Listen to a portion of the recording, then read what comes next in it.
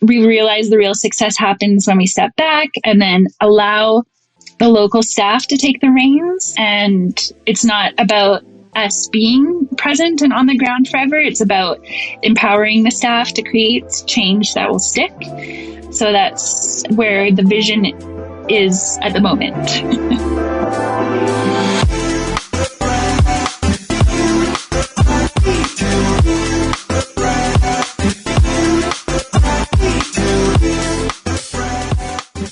What if one conversation could save a life? What if one new process or new product could save a patient from surgical harm? Broadcasting from a hospital basement near you, you're listening to the Beyond Clean Canada podcast, the voice of medical device reprocessing from C to C to C. Each week, we spotlight the people, processes, and products from around the country and the world that are disrupting our profession and helping you fight dirty. Every instrument, every time. Join us as we have the kinds of conversations that matter and give our industry the kind of voice that it deserves. And now it's time to go True North strong and beyond clean.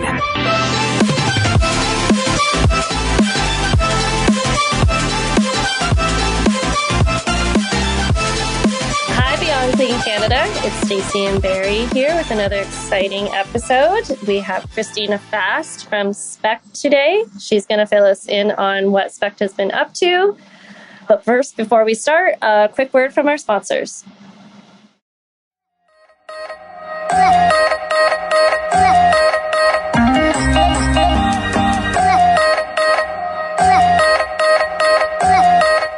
From the studios of Healthcare HQ, you're listening to Beyond Clean Canada, the voice of sterile processing from C to C to C.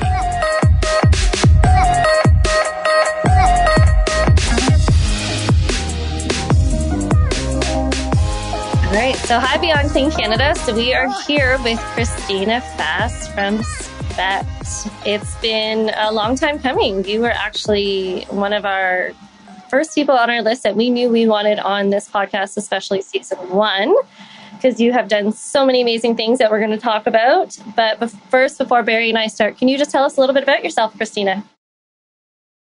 Yeah, I'm Canadian from British Columbia, Kamloops, yeah. And I've been living in Calgary the last 10 or so years.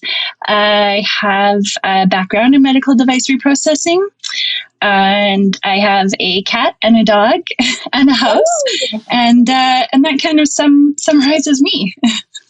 Nice. Actually, funny story before we get started. Christina knows the story. I met with Olive probably 6 years ago, and ever since I met with Olive at the University of Calgary, I have thought that was Christina's sister. So I have addressed Olive as is your sister interested in coming on the podcast? And lo and behold, it is her mom. So we are forever in Olive's good books. Very, okay? Yeah. Of course, she wouldn't correct you on that either. It had to come from me. Years of emails, years. You were the first one to correct me. You're like, actually, that's my mom. But she's very flattered. I bet. Okay, so let's talk SPECT, mission and visions. So, Christina, can you tell us how SPECT's visions have evolved over the years?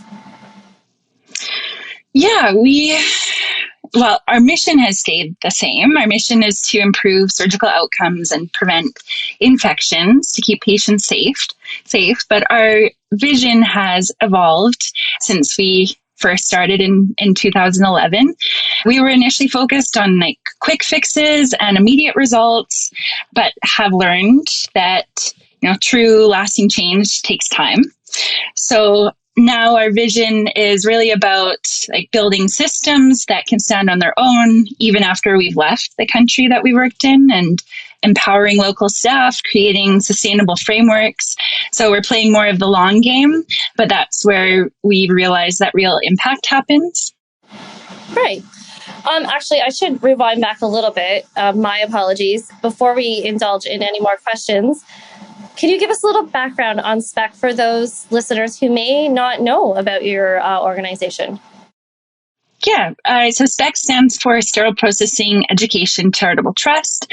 It stemmed from an experience that I had in Freetown, Sierra Leone in 2011 when I was volunteering as an OR sterilizer with the nonprofit organization Mercy Ships. And I had an opportunity to visit a local facility in Freetown. At the time, I was teaching the HSPA program in my evenings, and 2 local nurses were attending the program. So I went to visit their facility. Would you like me to share more about that particular experience? No, actually, you know what? It is one of our questions. So please, during your Justin and Hank interview, you had a very interesting story about your experience in Freetown. So yes, please share with our listeners. Yeah, so that was the first experience that, and then led to SPECT. But that visit was obviously quite unforgettable. Walking into the, sterile processing area and into the theaters where surgeries were going on and seeing rusted, broken surgical instruments being used on patients was very shocking. And then hearing stories of the post-surgery infections leading to amputations and further complications, which I knew were preventable, was really hard to process. So what stayed with me from that experience was, how resilient the healthcare workers that I met were. And they were doing what they could with what they had. And I just returned recently to that facility after a decade. So that was quite emotional. And the exciting thing was there was visible, very visible progress, not just in the equipment, but both in the confidence of the staff, and seeing that transformation really, makes everything that SPEC does feel worthwhile. Oh, absolutely. So walking in and seeing that they took your education that you taught them must have been so fulfilling. And how is the infection rate there now has improved, I would assume? So, it's a longer story, but I haven't actually provided. I haven't provided education and training in Sierra Leone yet. So a lot of the progress that I've seen has taken place without SPEC's assistance. That's come from a lot of interventions from other NGOs on the ground, especially during the Ebola outbreak that they really got hit hard with. The exciting thing now is they've established a great foundation, and SPECT will be working in the country for the next 2 years. So we'll be working with a different facility than the one I initially had gone into, and helping to transform their sterile processing department and providing education and training to the staff as well. In terms of surgical site infection rates, there's a ways to go in tracking those statistics. Yeah. But based off of what I have seen, it's promising and likely that infections would have gone down. Oh, for sure. Because is this the facility that you had spoken of that they were just using the bleach? Was that correct? Well, they're pretty much every hospital is using bleach that we've worked with. 0.5% chlorine. So that's part of one of the challenges that we face. Now, is there a foundation that allows for funding to be provided to give these hospitals equipment so they can process these instrumentations on a level that would make them more sterile and safe? So there are many organizations who give equipment, who are set up to provide equipment or outfit some hospitals, but I've learned not to jump to that as a solution. We want some assurance that they're going to implement some change, to clean the instruments with the brushes and soap they have, and stop using chlorine before we provide any type of equipment like autoclaves. But there are organizations, there's not enough of them, and they're not necessarily providing the type of equipment that the infrastructure can support. But that brings me to a second obstacle, I guess, a second challenge. There's many challenges. Equipment is one of them. Yep. Christina, I just want to commend you on all the incredibly important work that you and SPECT are doing. And can you share with us and our audience the growth that you folks have experienced in 2011? Yeah, we've grown in ways that have really taught us some hard lessons. Our success and growth has not been a straight line, it typically isn't. You know, we've faced some political unrest, some supply chain breakdowns, pushback from stakeholders, kidnapping threats, all sorts of challenges. And, you know, those obstacles have taught us that setbacks are really part of the journey. And every step that we take, even the tough ones, has brought us closer to creating lasting change. So our growth has really just meant staying the course, even when our path gets rocky and takes us off course. And, you know, the many obstacles and challenges come up, we've just persevered through them. We've found ways to adapt and be flexible around them to continue, you know, meeting our mission and vision. Of course, you're going to ask about the kidnapping threat, and I think that's going to be saved for another episode. Yeah. That's a long one, and I can't probably share all of that on a podcast. Yeah. You're going into countries that are third world, and there is that risk of the danger to yourself and your team as well that you're putting yourselves into to deliver this education, correct? So sometimes we try not to put ourselves or, you know, be exposed. We do choose places to work that, or we do a risk assessment, and we partner with organizations who have, you know, strong relationships already on the ground. And so thankfully there have not been very many of those experiences, but, you know, the occasional time they do come up. Well, let's hope that going forward, you do not have that obstacle again. But speaking of an obstacle, so the training needs vary across countries. So how do you adapt to the different environments and be able to deliver what that country needs as per training? So I guess you would say the challenge of ensuring training sticks. Right. We have, you know, as a HSPA instructor, I always taught the same program, same certification program each year here in Canada. But SPEC's training program is not a one size fit all. The hospitals that we work with, you know, there's no two hospitals or two departments that are the same, really. There's not a standardized way of practice. So another challenge for us is making sure that what we teach sticks long after we've left. And to do that, it does take time to adapt, to first learn what the challenges and what the needs are in each facility that we partner with, and then adapting our training program based on local resources and needs. So our goal for the training program is to make it as sustainable as possible, that it can become, what we're teaching can become part of their everyday routine. So if they're using chlorine to decontaminate their instruments, we know that it's not going to be an overnight change. We need to work on ways to find steps to work towards removing that and replacing it with a safer solution. Our training program isn't just about showing them like what to do, but it's about embedding the practices that we teach in the program, in the classroom setting, and then having them weave that into the fabric of their hospital, which takes some time. So there's a lot of adaptation in our training program, but the core of it is the same subjects that we learned when we took the certification ourselves. It's the foundational concepts of sterile processing and microbiology, essentially. Christina, can you share your Guinea experience with Stacy and I and our audience, and what was the biggest lesson you took away from your time in Guinea? Yeah, so Guinea was 2013, and I shared a bit about it with Hank, I think, on the previous podcast as well. So this was kind of a pivotal moment for me in this path. I used to, when SPECT initially started, I just went to facilities and started cleaning their sterile processing departments. And this particular hospital was quite filthy. It hadn't been properly cleaned in like 25 years. And there was open windows, grime everywhere, insects everywhere. So I just went with all my cleaning supplies and started scrubbing it. And at first the staff, surgeons, nurses, and the reprocessing staff, they just watched I was wasting my time.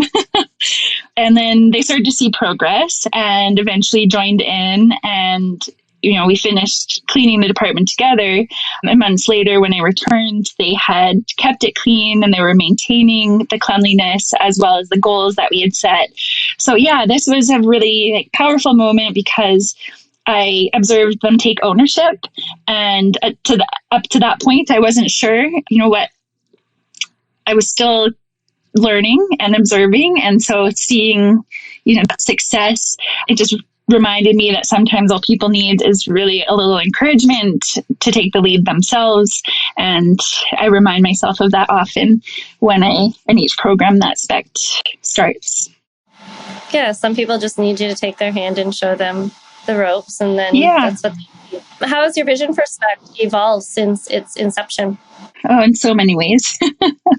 When we first started, I mentioned earlier, we were about kind of more immediate results. So cleaning the departments and seeing the difference before and after, providing some equipment and running short training workshops. But we really shifted our focus onto creating systems at last. So having gone back to do the follow-up and learn from that, it just showed us that, the short-term fixes, while they look great and they feel great, they're not going to lead to the long-lasting impact that we really want to achieve. So we realized the real success happens when we step back and then allow the local staff to take the reins. And it's not about us being present and on the ground forever. It's about empowering the staff to create change that will stick. So that's where the vision is at the moment. Learn by doing, Yeah. And Christina, what's one of the most valuable lessons you've learned along the way? Honestly, flexibility. I probably wasn't as flexible as I've had to become. And I am a perfectionist at my core. I also love to control my environment. And those are two things I have to let go of almost completely anytime I'm in charge of a SPECT training program, because I'm really not in charge. So I learned that, you can let go of a situation of the perfect plan, right? How often are you leaving the country, Christina, as of right now? It varies at the moment. Since the pandemic hit, and I was going to 4 countries in a month at one point, which was, I can't even fathom at the moment. After having so much time at home, I'm now really taken a step back and have become far more intentional about the projects that we take on, and also more conscious of my own well-being and mental health and limitations. So at the moment, we're focused on one country at a time rather than 4 countries in a month. And so I'm out of the country, on average 3 to 4 months of the year, I would say. Okay. Not continuously. So kind of shorter trips, because we do go back to follow up. So sometimes it's a follow-up monitoring evaluation or for meetings. But and when you do go, what's your time frame? 6 weeks, is it typically? Yeah, it used to be longer, but now I would say the longest I would be gone at one time would be probably closer to 4 to 5 weeks. Okay. So is that part of the common obstacles that you face personally? Just the exhaustion part, just trying to organize your schedule? The 4 to 5 weeks is quite easy compared to what it used to be. It's manageable. Yeah, it used to be harder to go away so frequently, but now I really look forward to it. And that's a nice thing. Obviously, in 2019, I started to just, I was on the road to total burnout and exhaustion and just trying to meet the needs and say yes to everything, because it's difficult to say no when the need is there. But as we all get to that conclusion eventually, that you're no good to anyone else unless you're good to yourself. Exactly. So I'm much better at the moment with managing myself and my timeline. And yeah, it's not as yes, stressful. You can't, yeah, exactly like you said, you can't help others if you're not in the right state yourself. And along those lines, Christina, what keeps you motivated despite the challenges? What keeps me motivated? I would have to say the little victories would keep me going. And when I see a hospital that, previously struggled with infections or previously had a load of broken, rusted instruments that they've managed to get clean, or if they've maintained their goals, or when a healthcare worker tells me that they feel more confident in their skills, those are the moments that keep me hanging on. It takes time, but knowing that SPECT is making a difference, even if it's slow, I find that's what motivates me. Christina, can you share any exciting breakthroughs that shifted your perspective recently or lately? Yeah, one that comes to mind, we use GlowGerm. Are you familiar with GlowGerm? No. Can you explain? Yeah, so it's like a cream you put on your hands, and you use a blue light or black light, and it creates kind of fake microorganisms, like the impression of microorganisms. So you can kind of see them under your nails and in places that you may not remember to scrub during hand hygiene. So I use it during the training for hand hygiene specifically. And one time we decided to put some of the GlowGerm on the hospital surgical instruments. And so I showed the staff, I just shone the UV light on them and showed them the imitation germs. And I don't know that they fully grasped the concept that they were imitation germs, because they were horrified by what they saw. One of the nurses at the training, she came back into the class the next day and had told me she had stayed up all night cleaning the instruments because she couldn't stop thinking about the germs that were on there. So that moment kind of, it reminded me that, some of these simplest interventions can have a massive impact. And that kind of shifted my perspective on how to measure like the way we see success as well, in terms of teaching and having a message stick. And yeah, we've continued to do that. It continues to be effective. The GlowGerm, actually, you know what, now that you explained what it is, I think this goes back for all of us, like 20 something years ago in elementary school. They would do this. They would come in the health unit and just talk about hand hygiene and safety. And they would have us wipe our hands in, which I'm assuming now that you explained it, is this GlowGerm. And then they'd have us go wash our hands and then put our hands under the black light to be like, you didn't clean well enough. Look at where all this dirt still is. So it's like implementing that way back when, and now you're bringing it back to show with the MDR, like in decontamination process. So I think that's great. That is great. But that's the thing too. We learn at a very young age in Canada how to wash our hands, right? And so that's kind of embedded in us. But I've realized that's not the same in every country, and those that SPECT works in included. So for them, it's like just hand hygiene technique even, and discussing, how germs spread through hands. That when we hand out our survey in our course evaluation at the end, one of the most fascinating topics that always has a high percentage for enjoyment of the participants is microbiology, is basics of microbiology, because that's not taught the same way, that's not understood the same way. And we're quite privileged in that sense to have, our society has that understanding and of why it's important to prevent the spread of germs and how to do it. Absolutely. Oh, that is amazing. Before we wrap up here, tell us how we can get involved. How can someone get involved with SPECT? One of the biggest challenges we face is capacity.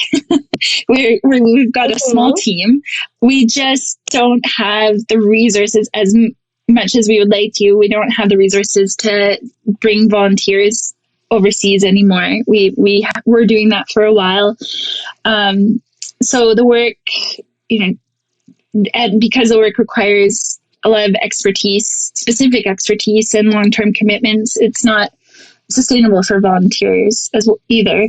But there are still a lot of ways people can help. Fundraising is one, donating supplies or spreading awareness about what SPEC does can make a difference. We have, some roles for volunteers that don't require travel, like helping with web design and communications. But ultimately, funding is our biggest need. So every bit of support in any type of capacity helps to get us closer to doing what we do and trying to make surgery safer and infection prevention and control a reality in low and middle income countries. Well, I think you are doing an amazing job at that, Christina.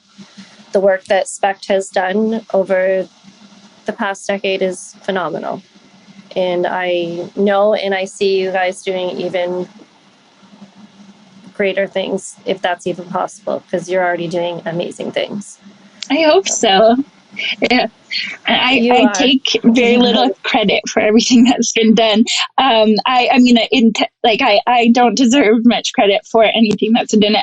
I'm just kind of paving the way, but it's really the healthcare workers that we're providing the training to and equipping them with the knowledge and resources. They are the true champions and superheroes. Yes. But obviously, I appreciate you saying that. We look forward to the next decade of SPECT and all the positive impact that you have. Yeah, hopefully we can do this again in 10 years. And I can tell you what Sierra Leone is like then. How far the hospitals have come. Thank you so much for having me on the podcast.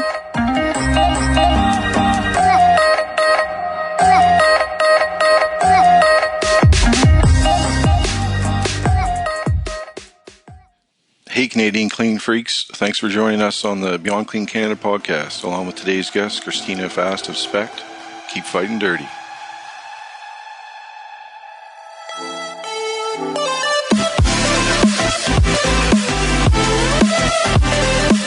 Thanks for listening to this episode of Beyond Clean Canada, your source for MDR content, education, and inspiration.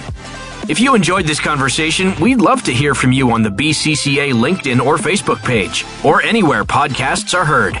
Make sure to give us a 5-star rating on your favorite app.